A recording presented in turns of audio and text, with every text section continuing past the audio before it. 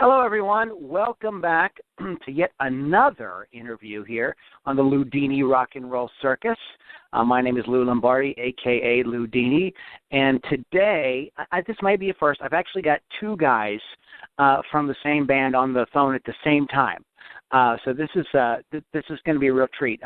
Formed in 1986 by core members Larry Grisham and Tommy Stillwell, the Beat Daddies have spent almost 30 years bringing their blend of American roots music to audiences around the world. With 9 international CD releases, film and TV soundtrack credits, and countless shows in the U.S. and abroad, the Beat Daddies are a duo with an authentic American roots sound. The sound is blues, roots, rock. It's a great mix. It just basically kicks butt. Welcome, Larry and Tommy. How you doing? Hey, I'm doing good, guys. So why don't we go back to the beginning here, and how did you guys? Well, let me clarify. Larry is primarily the vocalist, and yes. Tommy's the guitarist, right? Larry, you play some you play some harmonica? Yeah, I play harp and some rhythm guitar, but and we've been writing together since we were like 15 years old. So awesome, it's been a long time. So you're like musical soulmates. Yeah, sure. Yeah. Yeah, cool. So how did you guys get? How did you guys meet? How did you guys hook up? I was actually in high school. Larry had transferred to the school I was attending, and he went there primarily on basketball, and I was just on the team because that's all there was to do in that town. And we struck up a lasting friendship over the musical aspect of what was influencing us at the time as teenagers. What's your thoughts, Larry? Yeah, I transferred schools to a smaller school in Kentucky. Tommy had lived there all his life. I had an actual gypsy existence as a child. This was my 16th school that I transferred to. Wow. And I was all over the place, all over the country. I had the fortune of just getting to travel and see other parts of the world. And Tommy was into music, I was into music, and we were the only two in that small town that was into music, it seemed like. But it was just a natural attraction. And, man, we spent a lot of time. Bless his heart, his mother had built a little building outside their house in the back, and that's where we spent all of our time. If we weren't playing basketball, we were playing music. Now, from what I understand, the church and church music factored into your early development there. You guys want to talk about that a little bit? Why don't you start, Tom? Well, absolutely. I was actually, when I was very young, about 6 or 7 years old, started playing drums, and that eventually led to me playing drums for ministers doing revivals and tent meetings and stuff in Pentecostal churches. I don't know how thorough your fundamental background is in religion, but in Kentucky it's a very serious thing, and the music is a big part of it.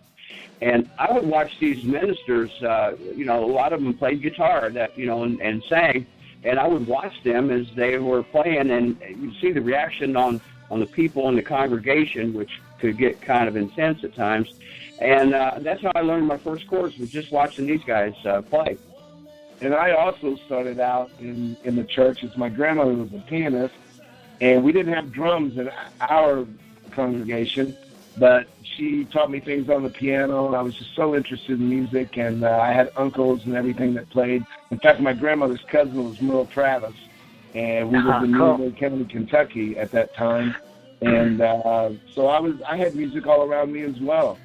So, and I also started out as a drummer. The first band I was in, before I met Tommy, I was 12 years old, and I started playing drums. And so it's kind of odd that we both started out as drummers. Yeah. Well, there's another point of something you guys have in common. Now, beyond the church, and I understand, Tom, what you're talking about. My upbringing was somewhat similar. Backed up a lot of preachers and stuff like that. We could talk about that another time. But, I know the scene. And intense is that's definitely a way of putting it. But beyond the gospel thing, okay, in the church and all that. Now, you guys haven't always been like a roots and blues sort of thing. You guys played more like pop rock for a while in the beginning. Is that true? Well, actually, in the beginning, we're talking about late 60s, early 70s. A lot of the rock and rock and roll on the radio at the time, was blues artists or blues-based artists. Johnny Winter, the British Invasion, the Stones, heavily influenced by Muddy Waters, Right. Howlin' Wolf. So, it really, in the beginning, it was rock and roll. It was just good music. It wasn't blues. It wasn't this or that. It was just all good music. We played everything from Stones, Small Faces, Yardbirds, Cream. All that British Invasion thing. Johnny Winter was a big influence. And, of course, because we started listening to that and was drawn to that, it also turned us on to the older guys like, Muddy Waters, Albert King, Buddy Guy, Charlie Christian, T-Bone Walker. We started doing our research also, just like the British guys did. So there was a big influence from that. But at the same time, you realize that we were listening to everything from Buck Owens and because he had a TV show on, which, was religiously watched in Kentucky if you had a TV. But we also heard Elvis. Hee-Haw, right? He was heavily featured on Hee-Haw as well, correct? Right. Yeah. That came later. But at the time, he actually had a little show. He and Porter Wagner both, and Tommy and I, when we do our duo shows, we know a lot of old classic country songs that we'll break into, freak everybody out, and they go, "Why do you guys know that?" And we tell them when we were very young, that's what we were exposed to. We saw it on TV, and we just copy it. We just remember it off the top of our head. We were sponges. Yeah. Young and impressionable. Absolutely. So you guys started. So you're sort of steeped then in blues and roots music. But when you actually started working, let's separate for a second. I don't want to go there. Let's talk about your individual styles because, first of all, Larry, you have a very powerful voice. It's very distinctive. It's very what's the word? It's very full, very thick, and really kind of like dominates the sound. It's very cool. Very distinctive. How did you develop that? Is that you obviously have vocal influences. Right.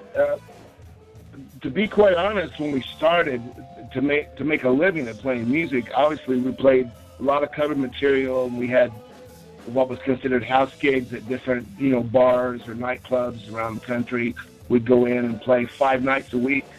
It's just kind of like the story of the Beatles being in Hamburg, of playing so many sets and learning so many songs.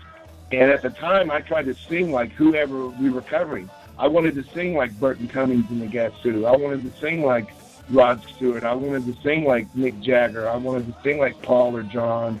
I wanted to sing like Robert Plant, and tried to. And it was turning my voice up because I wasn't those guys. And eventually I learned just to sing it the way that I would naturally sing. And I think it developed from that, and I finally realized I did have, a distinctive, more powerful voice, and just do it my own way. And it developed from that. And, of course, I was a big Elvis fan. Our harmonies, we were big Everly Brothers fans. And Tommy and I just naturally, we can sing, and we switch parts like the Everly Brothers do, because he knows I'm going to try to follow the melody, but then go sometimes switch to the high part. And we just instinctively, we know that. We have a great, great musical connection that way. Well, playing since you were 15, I imagine you would. Now, Tommy, talk a little bit about your guitar work, because some of the accolades that you guys have about your sound is Tommy's sort of distinctive guitar sound and his playing. And I've watched some of your YouTube videos, and even on those silly fan videos with somebody shooting with a cell phone, you guys do come across as again really powerful presence, both you with the vocals and with the guitar. So talk a little bit about how you developed your guitar style, Tom. Well, my guitar style just progressed the more I was able to learn. Of course, I had the old books when I was a kid. It was Doc Watson, people like that, the old school pickers.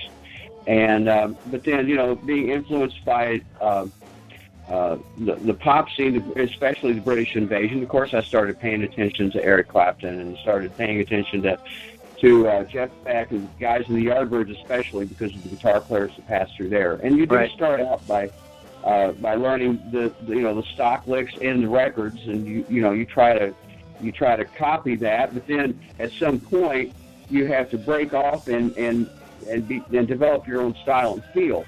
But it's always a sum of all the parts that you pick up as you progress as a player.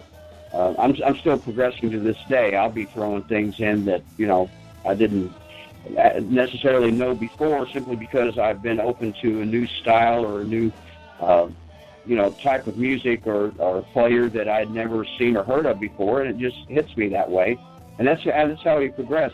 That's why I would like to think that when you listen to the record, you can hear something specific and go, wow, I know exactly where that came from, but he put he put a different twist on it. Well, I mean, definitely with the, definitely have obviously the blues guys are all in there, but you definitely have your own sound, man. I mean, it's what you're doing is very cool. So you're not really. It doesn't. I don't hear any copy, but I do hear what you say in terms of the sort of the melting pot that happens, just like Larry was talking about with trying to sing everything, but kind of at the end you're you. And that's all. Right. That's all you really can do. Well, yeah, and I don't know how thoroughly you've listened to the new record, but there's even, I was telling a DJ in an interview the other day here locally, there's a slide solo in a song called Hoodoo Woman, and it was, he said it was very interesting. Never quite heard anything like that in a song, in a blues song. And I actually got the influence from an old Warner Brothers cartoon featuring Porky Pig and Sylvester the Cat. It's cool. True story. All right. So just that feel and that tone, was what the cartoon was about. It had that eerie kind of sound to it, and Tommy tried to think of that and copy it. And I think it's the coolest solo on the CD. It's really, really neat. Well, I've sort of taken a whirlwind tour in the because I just sort of discovered you guys a few days ago. So I took a kind of whirlwind tour of some of your past records and some of your in your new record. And We're Not From Clarksdale. How long ago was that? Was that a while ago? That was 1992. Oh, that was a whole thing. Because there's horns on that, and I think that was the first one I started with. So your sound has kind of evolved. It seems like you guys have played around with, experimented with different sounds. And how is that intentional, or is it just sort of on this record we think we want to do this, or on this record we want to do that? How does that come about?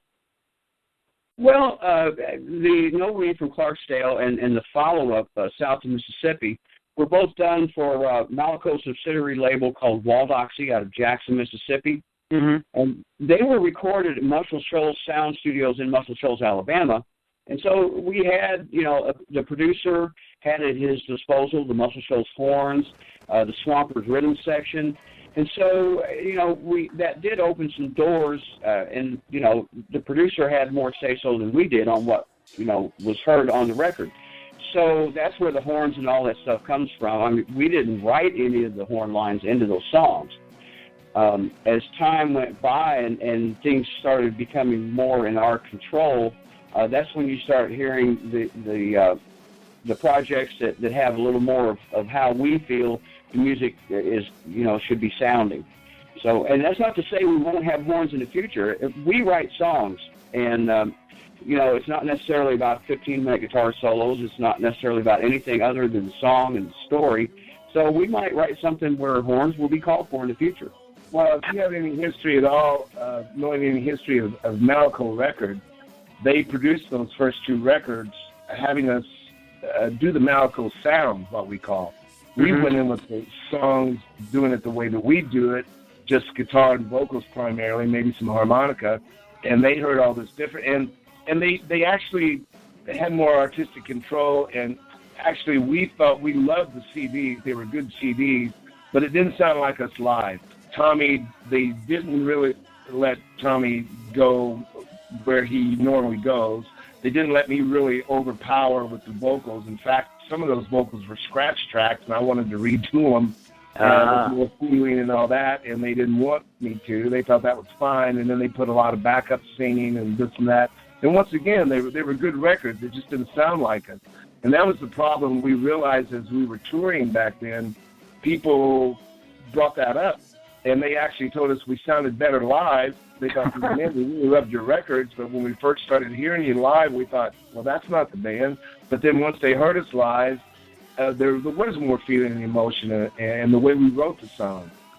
So there's like pros and cons to each of that. But as Tommy said, as we developed, we started having more artistic control. And in fact, after the third Malico record that we did, we pretty much started producing ourselves. So that's how we've gotten to the point where we are now. And they do sound a little different, but like Tommy said, still us, we write. We write for everybody. We've had cuts from other people, and we keep other people in mind when we're writing. I mean, we're able to write, country things. We're doing parodies of other songs, trying to get on the comedy side of it sometimes. But we really enjoy the creative process of writing. Yeah, and you have to realize that those early records were produced and recorded by a record company. We were on the labels, with people like Johnny Taylor, Little Milton, Bobby Blue Land, Denise LaSalle, Bobby Rush. So they were getting that sound. That's the roadmap that they had before them, and when we signed with them, that's kind of the road we went down. Because the sound that I'm hearing on your latest record is more like, more bare bones, more, guitar-based drums, and it's very cool. It's very, I don't know, it's kind of like a back to basics. With the first song on the record, I was These Chains. That sort of sets up, the sort of vibe and feel of it. I mean, and I was just sort of kind of drawn, you're very interested in how you've progressed. That makes a lot of sense that you had other people who were kind of sort of controlling the creative process. When you guys produce yourselves now, you actually do the production yourselves. You don't bring in an outside producer? No. We're doing it all ourselves. And how is that because I've talked to different artists, and some say, oh, well, I'm so glad that so-and-so is producing because I don't have to think about it. But you guys seem to have the sort of other side where you enjoy this creative freedom. Well, I think it's because of the fact that we have such a strong musical connection, and Tommy's doing a lot of the engineering and producing on this last one. In fact, he produced it more or less, but he has me to play off of. And we trust each other enough to say, hey, well, how about this or how about that, and change it. So it gives us that freedom of still being our own producers, but still having more than one mind just doing it. Whereas before, if we were in the studio with a so-called producer that was hired to produce it, you pretty much are stuck with his way. I mean, he may ask you something, but most of the time, there's an old producer's joke, what do you think? Well, I don't know, what do you think? So but Tommy and I aren't like that. We've known each other enough to say, hey, no, that's not it. We can do better than that, or let's change this or whatever. And very confident, well. Yeah. In fact, our 5 Moon CD won a belt, got in the final 5 in the top IBC, in the top 5 in the world. I mean, it made all the cuts down to the final 5. We didn't win, but they didn't tell us what place we came in, but that was quite an achievement. In fact, we won a blues award that year from the state of Kentucky, and we were made Kentucky Colonels, which is a big deal in Kentucky. The governor, issued that, and it was a really good thing, and that made us realize that we can do all this on our own. and have some success with it. Well, we can do all this on our own as long as there's guys like you out there Right. who hear it, appreciate it, and try to get it out to the people. Right. Yeah, definitely. Thanks, appreciate that. Now, how do you guys write? Now, because you both write, is it always collaborative, or or does Tommy come sometimes with something and you sing it, or does Larry come and say and then Tommy plays it? Like how do you guys work? Never a formula. You hit it. You've covered all of it right there and more. I mean, it happens that way of everything. We might both come up. We might be in the van traveling, and at the same time we're just going to go, oh, man, that's an idea for a song, and we hit it on the same. Or it might be something that Tommy just completely comes up with himself, or I've come up with myself, and we may collaborate on it, or we may want changes or embellish it or help each other. Or I may tell Tommy, oh, Tommy, that's it. That's, you've got it. There's nothing we can do to make it any better. Let's just cut it like that. Or he may say that to me about something. It's just never a formula. Never. I think there's a sense of energy and spontaneity on this record because a lot of the material was written as the recording was going down. We would have several songs in the can, and then Larry would send me a set of lyrics and go, here's an idea. And, there'd be no melody. And I would sit here and rearrange the lyrics. Because Larry would write a novel. And then, I'll break it down to 3 or 4 verses, find something that he's written that we can use as a bridge. And then I'll write the music and melody to it. And Larry literally will not know how the vocal melody, the lines are going to go till he comes in to do the vocal tracks. Right. And so there's where that spontaneity and that spark is a lot of these songs that are on that record, literally they were coming together as they were being laid down. And one day I was leaving the studio here and just said, Tommy, what do you think about this? And I played a little guitar lick. And he goes, yeah, let me think about that. And then that ended up being one of our stronger songs. So you just never know where it comes from, even though I'm not really a guitar player.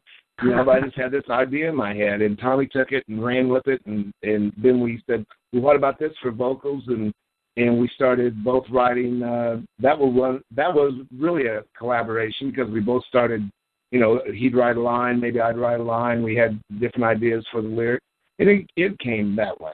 So you never know. It's just inspiration, and it's great to have such a strong musical connection like this. I think we're really blessed that, and people see it. When people see us live, they say, man, you guys act like you just read each other's minds sometimes.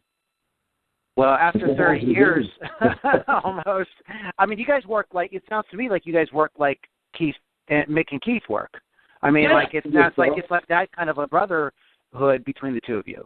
And we fight like Mick and Keith sometimes. I was just going to ask. I didn't know if I should ask about that, but yeah, go ahead if you want to jump in there on that. That's the whole thing. We grew up looking up to Mick and Keith, John and Paul, or Pete Townsend, Roger Daltrey, and none of those relationships ever worked without its hitches. It went on. Yeah. Even brothers fight. So you guys did have a period, though, where you did part ways for a while. You want to talk about that a little bit? Sure. Yeah, it was early 90s. We had done quite a bit. We'd been with the label for a while, and it just, things got to the point where I think Larry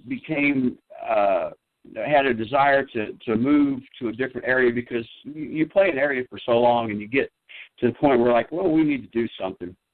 So at that point, long story short, Larry moved to Jackson, Mississippi, where the label that we were with at the time was located, and went to work for them.